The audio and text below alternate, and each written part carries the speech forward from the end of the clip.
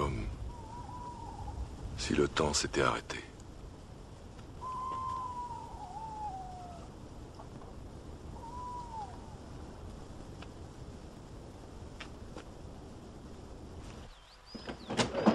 Ah, comme c'est beau, hein. Ah oui, c'est très beau. Je comprends pourquoi les gens de la campagne sont meilleurs que ceux des villes. Oh, que cet air est bon. Par quoi commence-t-on? Il nous faut aller à la ferme. Après quoi nous attaquerons le jardin. Tout me dit qu'il en a besoin. Ils partirent pour la ferme. Ils marchaient sur leur terre au soleil et tout leur semblait beau. À la ferme, ils firent connaissance du fermier et de sa femme. Ils annoncèrent qu'ils désiraient faire une inspection. Aussitôt commença la kyrielle des plaintes. Tous les bâtiments avaient besoin de réparation. Il fallait aussi creuser la mare. Il fallait des ferrements neufs aux barrières. Sans parler des pommiers, trop vieux, qu'il fallait remplacer. Quant aux cultures, elles mangeaient trop de fumier. Et la mauvaise herbe était un poison. Bouvard fit le connaisseur et promit tout ce qu'on voulut. Mais le plus pressé, c'était le jardin. Ils se mirent aussitôt au travail. Ils piochaient, ils sarclaient, ils émondaient, ils battaient les arbres pour les délivrer des chenilles. Pécuchet avait une passion pour le jardin.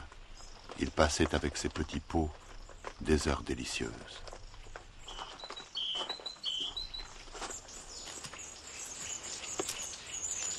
Qu'est-ce que vous faites dans ce trou? Nous faisons du compost, Germaine.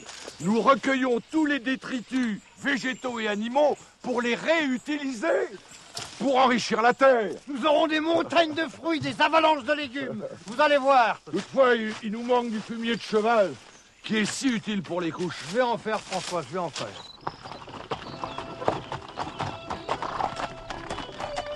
Pécuchet alla donc lui-même au crottin. C'est au milieu de cette occupation qu'il rencontra pour la première fois Madame Bordin, une personnalité des environs. Bouvard décida de cultiver lui-même la ferme. Ils rendirent visite au comte de Faverges, agronome réputé, qui leur offrit de visiter son domaine.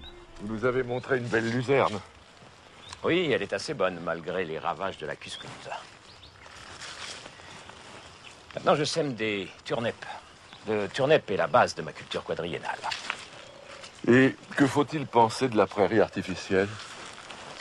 Elle est nécessaire, vu le nombre de mes bestiaux. D'ailleurs, c'est un bon précédent pour les autres récoltes, ce qui n'a pas toujours lieu avec les racines fourragères. Ça, au moins, c'est incontestable. Incontestable. Bonjour, les amis. Bonjour, bonjour. Tu as vu leurs muscles? Ah, c'est impressionnant. Hein. Les villes sont une aberration. Là, j'ai l'impression de me retremper aux sources.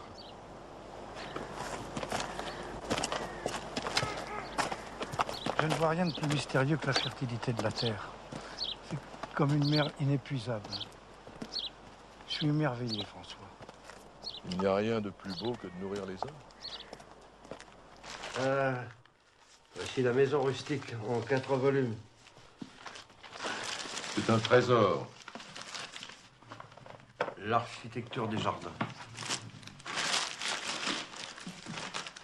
L'art de sélectionner les semences. Oh! Quoi? Le puvis. Oh. Excellent, paraît-il, le puvis. J'ai pensé nous abonner à un journal d'agriculture. C'est une très bonne idée. Puis il nous faudra aussi une carriole pour aller aux foires. Ils achetèrent une carriole et ils se rendirent aux foires, habillés en paysans. Ils rôdèrent autour des bestiaux. Ils questionnèrent des laboureurs, des maquignons. Ils participèrent à des comices agricoles où ils donnèrent leur avis.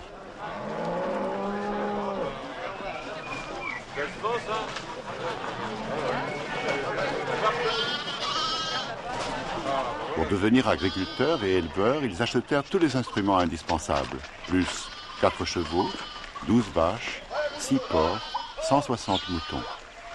Ils engagèrent du personnel, ils eurent un gros chien.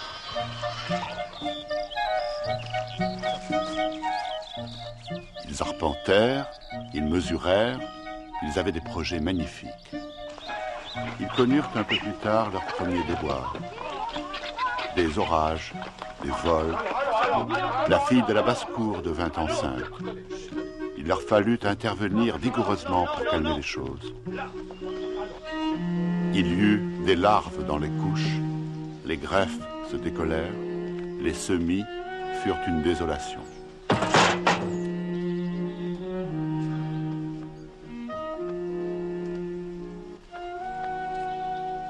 Pécuchet manqua les brocolis, les aubergines, les navets, même le cresson et les artichauts. Tiens, regarde ce sou. Oh, il me console de tout. N'est-ce pas qu'il est prodigieux? C'est un véritable phénomène, mais absolument incomestible.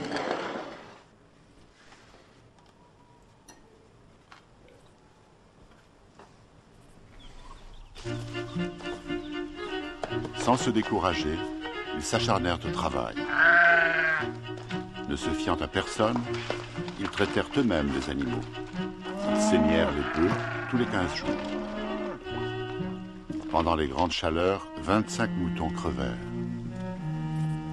Ils essayèrent les melons. La nuit, Pécuchet se relevait pour aller mettre sur les châssis la couverture de son lit.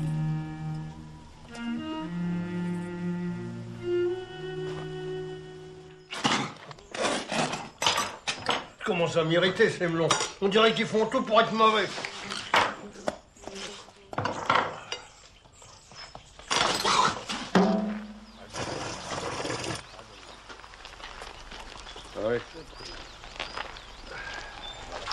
Ils furent alors saisis par le délire de l'engrais.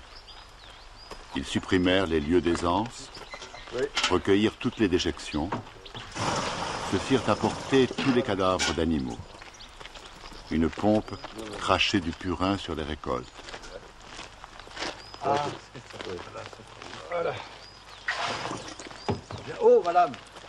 Hein? Les gens se plaignent de l'odeur, mais moi je dis, c'est de l'or. Vous ne vous rendez pas compte? C'est de l'or. En fait, ce qu'il nous faudrait, c'est du guano. Oui, du guano, ou bien du varech. Non, non, le guano, c'est mieux. Tout ce qui vient de la bouche retombe vers la terre. Heureux les pays où on trouve des grottes naturelles pleines d'excréments d'oiseaux. Tiens, des stratus. T'es sûr? Ah, il me semble. Eh oui, il me semble bien, à moins que ce soit des cirrus. Oui, ce serait plutôt les cirrus. Tiens, là-bas, un imbus. Cette classification des nuages est bien commode. Oui, et nous permet de lire le ciel. Le colza fut chétif, l'avoine fut médiocre, et le blé se vendit mal à cause de l'odeur. Ils s'obstinèrent. La tête de Bouvard bouillonnait d'idées industrielles. Pour combattre une maladie des poules, il les enferma dans une cage à roulettes. Ça leur brisa les pattes. Toute leur culture, il ne restait que des meules de paille. Il y a le feu! Il y a le feu!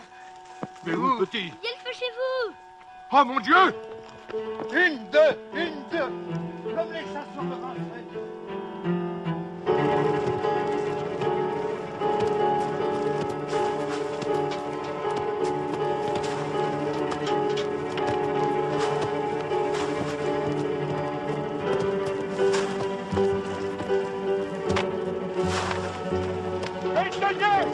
Allez, apportez de l'eau! Allez, faites quelque chose, mon Dieu! Mais, allez, secourez-moi! Ah, faites-vous dans la mort! Allez, mais vous n'avez pas! Laissez, vous brûlez sans rien faire!